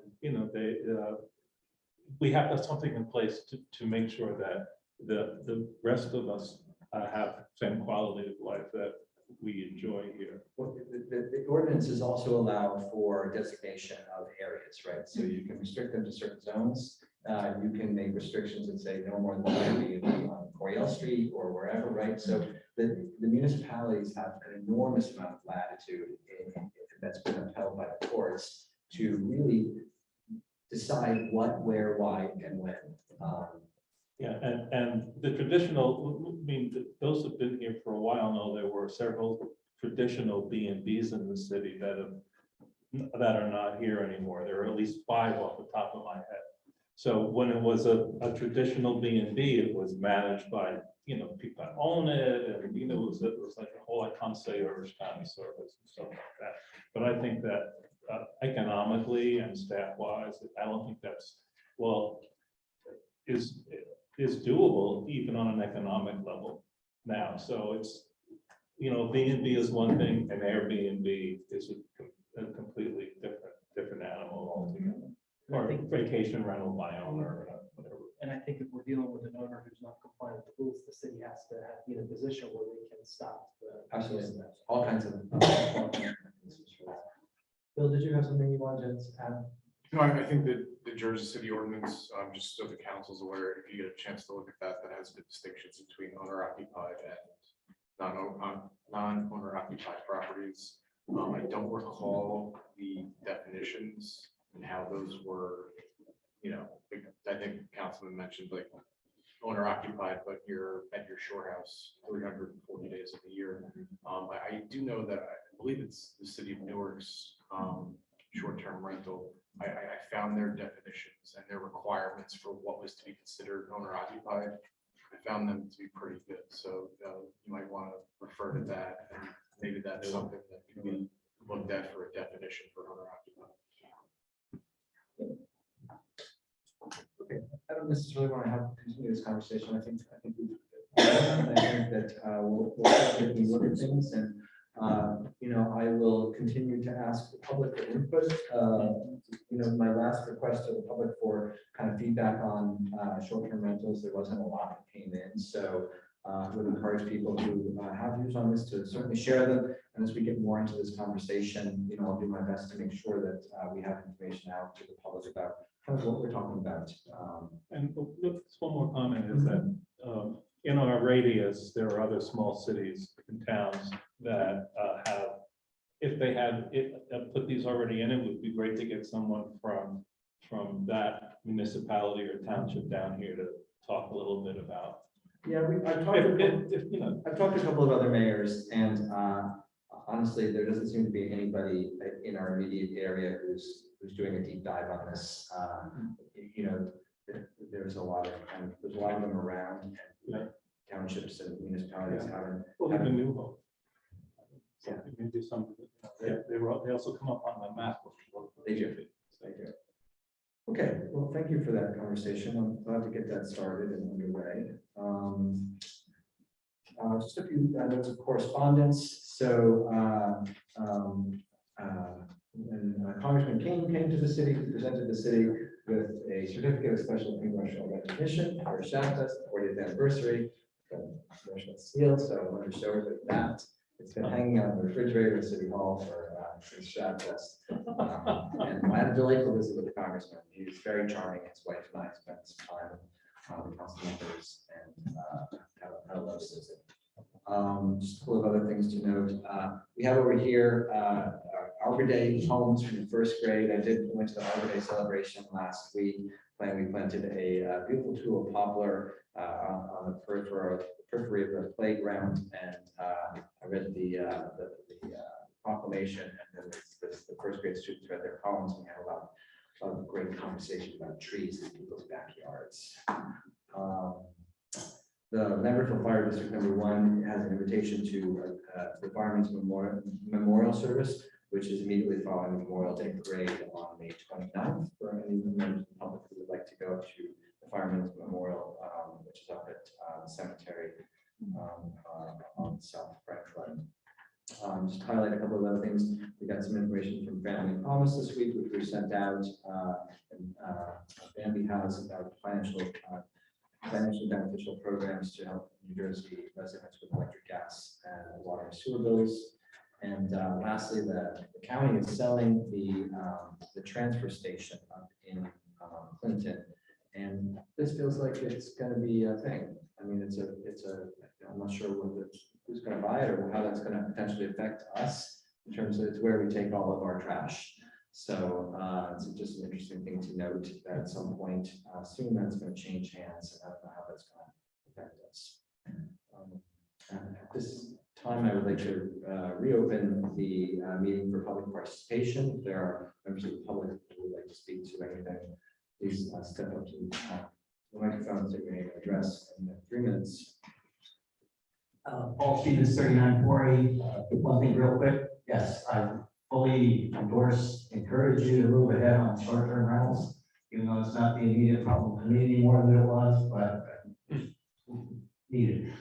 Now, the main thing though is at the April 6th meeting, I believe it was, you talked about some capital projects, and one of them that came up and I hadn't heard about in a long time was the EV charging station.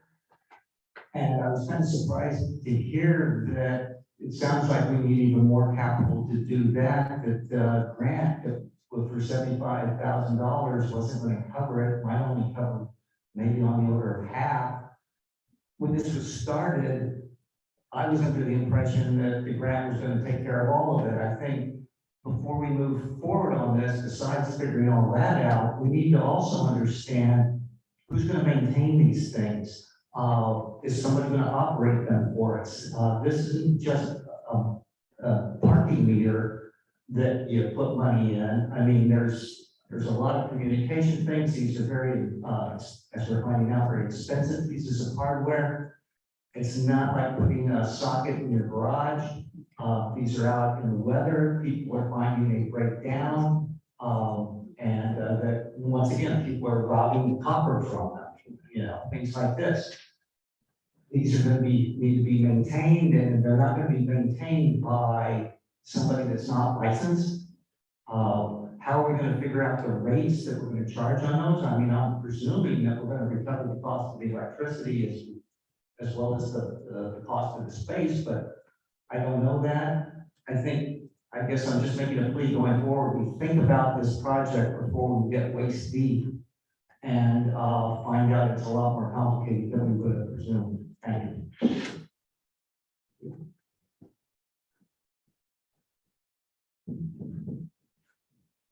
Hi, everybody. Judy Gleason, 86 North Union Street. I just wanted to note a couple of things that came up during your discussion here tonight. The first has to do with the flood prevention ordinance and the potential shift of responsibility for handling requests for variances by people in town. And the point that was made tonight was perhaps this should go to council to do that instead of the zoning board. I'm encouraging you with all power I can think of, please think really carefully before you do that. Council has way too much to be grappling with besides handling all of the potential variance requests that might happen, for one thing. Number two, I'm not sure that council members come to the table equipped with all the aspects of everything about variance issues, although I don't know that. And finally, council was elected. And I'm not saying that any of you would be affected by this, but that's a very tough position to put elected officials in to say, okay, you guys decide. And the last thing is appeal. Usually we've always had, this may have changed and I apologize if it has, but appealing to council, if you have something that doesn't turn out right at a board level, you can appeal to council, the governing body. And if it's the governing body, then what? You have to go to court, and what are we doing to people if we're doing? So I just ask you to think very long and hard about that before you head in that direction. And the second thing has to do with where we go to start out with the 295 North Main Street. I think it was Councilwoman Kaminsky made the point sort of what is possible. We need to know what is possible. And I think the public really needs to know, given the flood zone stuff and given stormwater management, your issues really have to wait until you think, this is what you're stuck with. So don't start talking about all this other stuff, people in the community. Not that your ideas aren't good, but you're already, I mean, I'm put in mind of the development or the houses that were almost built down Lambert Lane, which until we saw, which the community people put together, until we saw the size of these things compared to the rest of town, nobody realized what a huge thing it was gonna be. And these, from what we saw, which was great, the level that the buildings are gonna be, or any buildings would have to be. So I'm really encouraging, I'm all in favor of the public's involvement, but they really need to know what they can't do. We in the public really need to know what we can't do before we get into trying to come up with all the things we'd like to do. So thank you very much. I thought what we got from y'all tonight was really helpful in terms of all the background and all the information. So it really gives us a lot to think about, and I appreciate that. You guys learn? Anybody online? I'll read. Oh, please. Lisa Getz, for Raritan. I just have a scattering of notes about 295 redevelopment that you know with me. So is it safe to assume that it would remain rental housing? That's a question. So yeah, uninterrupted, so please just, I'll answer everything. So that's a question that I have. So I'm a real estate agent and I have direct experience with how difficult it is for people to be in this town, to live, to find housing. I wonder if a needs assessment could be a worthwhile thing, rather than building from the outside. You know, I mean, I have this vision of some studio apartments, a 1-bedroom, 2-bedroom, a mix. You know, the aesthetic will come, but my thought is, well, I see kind of we need family housing. We need people, you know, some singles, some younger families, small families, you know, maybe not, you know, building 4-bedroom units, but certainly apartments that can accommodate people different size and ages. What it looks like, I think, can be developed, you know, but what's in it seems really essential to kind of figure out. So, yeah, so I actually have another comment if it wasn't to be rental, but I'm going to now go to the short-term housing thing. So I just wonder while this is being thought about, whether or not it should still be going on, that would grant it unlimited yeses to people who want to do short-term Airbnb. Because I think we have a lot more than 31, so I feel that we flooded out with, you know, with the inability of people to find rental housing. And, you know, and I do feel sympathetic to people that want income. So what about looking at accessory units a little more broadly also? Like, what would it take to have other rentals as part of a property that's existing? You know, that could be long-term rentals. So my thoughts are just that it's a very compelling income source. And whereas we're a town that people come as tourists, and so there's a very compelling reason to have these. And also the number of them seems really important to the length of time. So I'm looking forward to more discussion about it and really great deliberation, because I have been very concerned about the inaccessibility of people living in this town.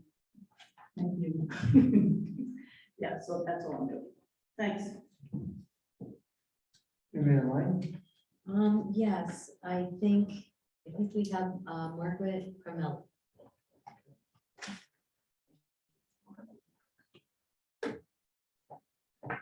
Mr. Carmelli, you can go ahead.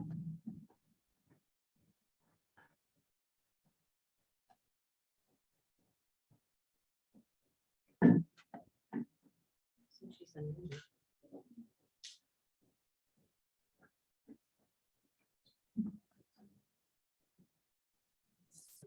you hear me now?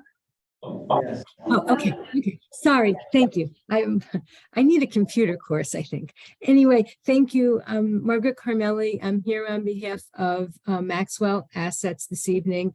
I'll be brief. I want to thank everyone again for their time. I'm working on this flood ordinance. I was very pleased to hear tonight about the progress that's been made toward becoming a certified local government and even some kind of a schedule during which that process might be completed. So I think that was very good news that we heard tonight. The concept of a simplified process for parties to come before the council for variances is interesting. I'm not really taking a position on that tonight, but in light of the DEP and the State Historic Preservation Office's reluctance to make any changes to the ordinance, I think it would still be appropriate to pursue on the same parallel track in these discussions some change in the definition of historic structure that might provide some relief to those who own historic structures in terms of working with the construction office and not putting that work on either the zoning board or the council should the proposed language be accepted. And I think that is still appropriate. I happened to be at the zoning board meeting, the most recent one, and I heard in a variance application, the concept of historic structure being raised. And really the zoning board had no jurisdiction to entertain any historic arguments and claims unless you meet the more rigid definition. So I would just suggest it might be appropriate to continue to pursue that at the same time. And last, I just wondered if there's any further information on the flow chart that Mr. Rogers is preparing for what to do in the event of a flood and any kind of a schedule and when that might be available. Thank you for your time this evening. Thank you. Anyone else? No. No, how many people we have? At the beginning, we have 11 people. We know. Great. Oh, it's 17, must have gone up. All right, now a motion to close the public comment period, please. Well, Second. All in favor, please say aye. Aye. Aye, thank you. For Paul, I would just note that we will be, we'll be introducing a capital bond ordinance at the meeting on the 18th, which will outline all of the capital projects that we discussed in the meeting a couple, I don't know, when it was last month or whatever. So we're going forward with that. I don't know, Lindsay, or do you want to speak? Can you speak a little bit about the EV charger? I forget where we are. Yeah, I mean, I'll start and then I'll defer to Lindsay. The grant was to pay for the charging unit itself. And it had to be 2 units, had to be 2 separate units is what we eventually found out.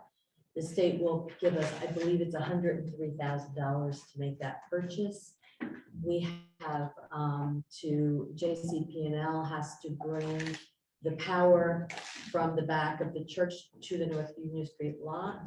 And then we have to pay to have a contractor take it from their pole to where the charging units are.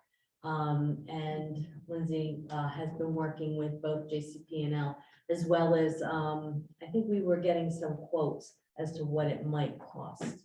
So you can go ahead with that. Yeah, the other piece is the actual infrastructure and the pieces that are on the ground, the installation, and there's like a big power box that'll have to be next to them. There are additional funding opportunities that can be paired with the one that we got to fund the whole project. So that's what we're looking into now. First Energy has a program, so that's going to be our next turn. But yeah, we were able to increase the funding that we have for the chargers. We just haven't gotten to the next step yet. And then as far as the fees, it's going to be, we have done some research and Park Mobile does have an app that people can pay, you know, for, and so we're looking into those things. I believe we have 18 months to complete the project. So we're in the very early stages, and actually just got the award letter like 2 weeks ago, the final award of what they're giving. Thank you. So does, I know it's probably premature, but what about maintenance? Is there a company that does maintenance? It's built into the contract with the people who are supplying the chargers. So it comes with the tech support for the first, I want to say 5 years. It comes with the maintenance of the units for the first 5 years. And if it doesn't work out with Park Mobile, they do have their own built-in software that balances costs and stuff like that for the actual use of the charging. Good. Thank you. Thank you to Judy for your thoughts on the variance process. I appreciate that. Certainly, this is new information to the council, and we'll be discussing it. I feel strongly that anything that we can do to make the process in this instance, following a big event, simpler for residents deserves our careful attention. I'm not worried that the council is, I think that we could do it training if we need to. I think that the council is well aware and could handle this one variance. So I feel strongly that, at least in the short term, this is the best workaround, and it also provides access to everybody, not just people who live in historic houses. So provide a speedier, more efficient route for anybody who suffers substantial damage, whether or not you live in a historic house. Rentals, thank you for your thoughts on rentals, both short-term and needs assessment. I would just note that whatever happens with any development in the city, we now have the standard 20% set aside. There are regulations that we have to comply with in terms of apartment sizes and affordable housing set aside. So there will be a mix of 1, 2, 3 bedrooms. I don't know, I can't quote the regulations or standard now, but there would always be a mix in terms of the affordable housing component of any development that we do here in the city. We have not talked specifically about unit size at 295 North Main, but it will be certainly one of the components of our discussions. And then for Ms. Carmelli, I would just note that I'm not sure where Ken is with the flow chart. It will get done when as he has time to do it. He will be working on that. I don't have a date when that's going to be complete. So I'll keep everybody updated about that as it happens. And I think that's it. So we have a motion to close the public comment. On that note, I would ask for a motion to adjourn the meeting. Second. All right, on there, please say aye. Thank you, everybody on the council and Bill and ladies and the public. Thank you for coming. See you all.